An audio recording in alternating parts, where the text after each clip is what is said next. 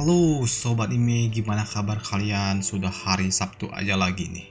Banyak yang nanya kapan season 2 nya Bang Jack, kapan? Waduh. Kemarin Bang Jack nggak bisa upload, gara-gara hari hujan aja terus. Jadi nggak bisa take voice. Dah lah yuk, kita lanjutkan lagi Magic Emperor season kedua. Yang dimulai dari part pertama. Part pertama season 2 dimulai dari chapter 201. Ivan yang sudah mencapai batasnya harus terjatuh dan terkubur di bawah tanah. Dari dalam sana ia melihat cahaya yang memasuki celah lubang kecil di atasnya. Ia juga mendengar suatu tapak kaki yang berjalan mengarah kepadanya. Lubang kecil itu pun lama-lama menjadi besar dan terbuka. Dan dari luar sana muncullah seorang gadis. Gadis ini bersama saudaranya mengeluarkan Ivan dari dalam sana. Gadis ini pun merupakan orang pertama yang Ivan temui saat pertama kali memasuki kota Huanyu. Kakak laki-laki dari gadis ini memegang sebuah pedang di lengannya.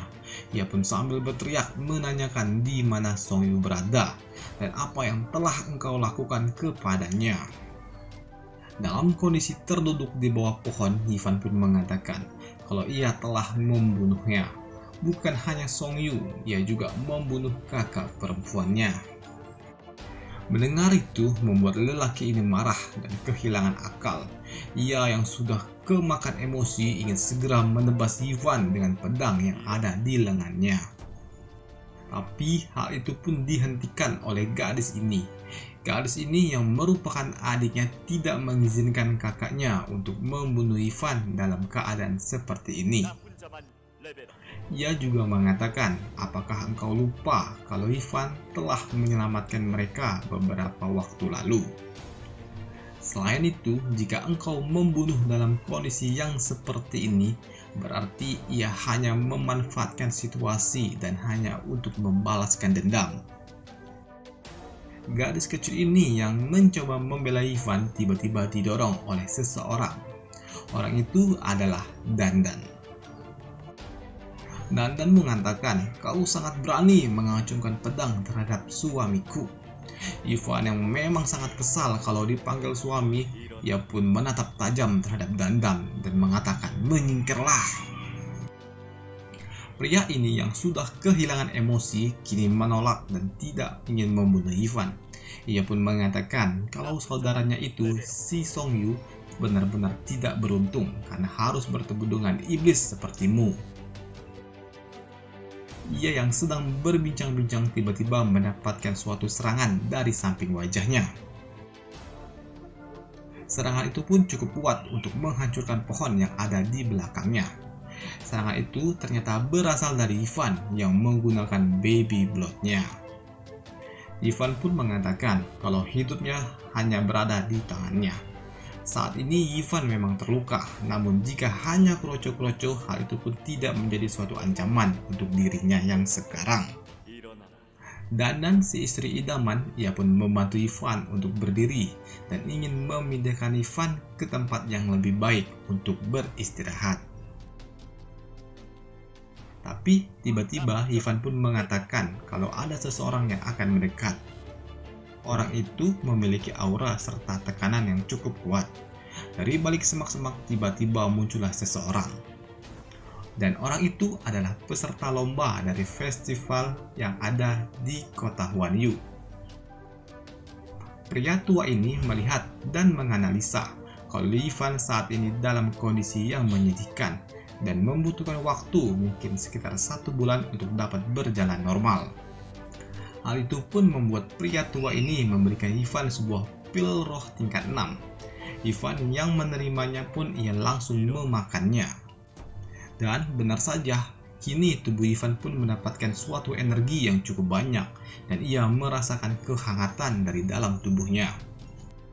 Ivan pun juga mengeluarkan suatu cairan giok yang ada di dalam cincin dimensi pemberian cucu dan langsung meminumnya. Hal itu pun membuat tubuh Ivan mengeluarkan suatu gelombang energi yang begitu kuat dan seketika ia menaiki level dengan instan. Ia bahkan menaiki hingga 3 tingkatan dalam satu waktu. Lalu Ivan pun menanyakan terhadap pria tua ini apakah maumu. Pria tua ini pun berlutut dan meminta Ivan untuk mengajarinya dan menjadi gurunya, yang berarti ia meminta Ivan untuk mengangkatnya menjadi murid. Ivan yang mendengar itu, ia memberikan suatu hadiah terhadap pria tua ini. Ia memberikan berupa salinan ilmu dari alkimianya di dalam suatu ukiran batu giok. Namun, ia menolak permintaan pria tua itu untuk mengangkatnya menjadi murid. Karena Ivan sadar ia masih teringat dengan muridnya yang telah mengkhianatinya di waktu lampau. Ivan juga memberikan cincin dimensi kepada Dandan. Ia pun meminta Dandan untuk memberikan cincin itu kepada cucu. Setelah memberikan itu, kini Ivan pun langsung pergi meninggalkan mereka semua. Di tempat lain, sudah 4 hari cucu berada di reruntuhan pertarungan itu. Ia hanya menatap langit dan menantikan kekasihnya datang kembali dalam keadaan yang baik-baik saja. Ia yakin dan percaya kalau Ivan akan kembali jika Ivan dalam keadaan yang baik-baik saja. Tapi Pian yang ada di sana yang mengatakan kalau Ivan tidak akan pernah kembali lagi. Ia juga menambahkan, orang yang bersama cucu selama ini adalah Song Yu dan bukan Zhao Yivan. Tian pun terus-terusan menjadi kompor dan menyudutkan saudaranya sendiri. Memang rada-rada brengsek Tian. Tak lama setelahnya muncullah kereta kuda dari arah luar. Dandan pun mengatakan kalau Ivan telah pergi sesaat setelah ia dalam kondisi yang cukup baik dan mereka tidak dapat mengikuti kemana Ivan pergi. Cucu yang mendengar itu ia pun sangat terkejut. Bagaimana bisa orang yang sudah dengannya pergi begitu saja tanpa memberitahunya terlebih dahulu. Sembari melapor dan menangis, Dandan juga memberikan cincin dimensi yang dititipkan oleh Ivan untuk diberikan kepada cucu. Di dalam cincin itu terdapat akar bodhi yang merupakan harta berharga milik keluarga Huan Yu dan nisan cucu yang sudah cucu siapkan jika ia harus tewas dalam peperangan yang terjadi sebelumnya. Melihat itu, cucu dengan tubuhnya yang gemetar, ia mengatakan, apakah Ivan cuma memanfaatkan dirinya untuk dengannya sepanjang waktu? Lagi-lagi dan lagi, Pian si kampret ini pun mengompori. Ia mengatakan memang dari awal tujuan Ivan hanya memanfaatkan cucu untuk. Ia juga menambahkan, jangan terlalu bersedih karena Ivan ini tidak memiliki kebaikan di dalam hatinya. Tapi cucu yang mendengar itu ia pun kena mental. Kan udah. Di dalam cincin dimensi itu ternyata ada sebuah botol kecil. Di dalam botol itu ternyata berisi obat-obatan. Salah satu tetua Huan Yu, si gadis hijau ini pun memakan pil itu. Ia pun merasakan hal yang luar biasa dari dalam tubuhnya. Dan bukan hanya itu saja, kini ia sudah meningkatkan levelnya beberapa kali lipat dengan menggunakan obat ini.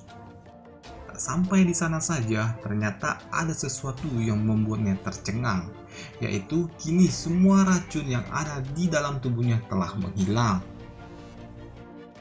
Hal itu pun tentu saja membuatnya sangat senang, dan kini berarti keluarga Huan Yu telah terlepas dari bayang-bayang dari keluarga racun.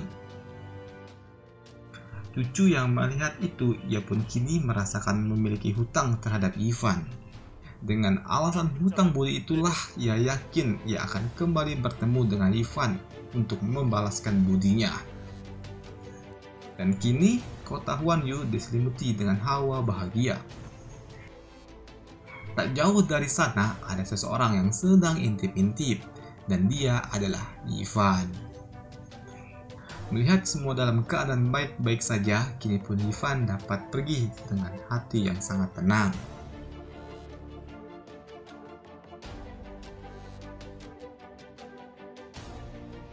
Dari atas sana, ada sebuah kereta kuda yang sedang berjalan. Ternyata, kereta kuda ini berasal dari murid dari keluarga racun. Saat ini, ia sedang membawa tubuh dari tetua racun. Dari atas sana, Ivan yang melihat itu, ia pun meluncur ke arahnya. Ia pun meledakkan kereta kuda itu dan membawa tubuh dari tetua racun itu pergi. Di hadapan tubuh tetua racun, Ivan pun tersenyum jahat.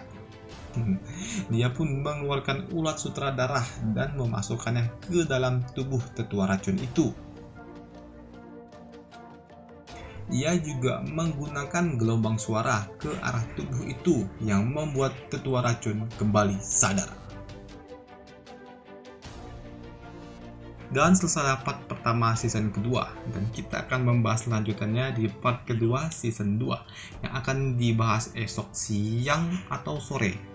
Karena sekarang ini weekend, Bang Jack mau siap-siap, mau pergi dulu, mau pacaran. Kalian yang jomblo di rumah aja, jangan buat macet. Dan sampai jumpa di video selanjutnya.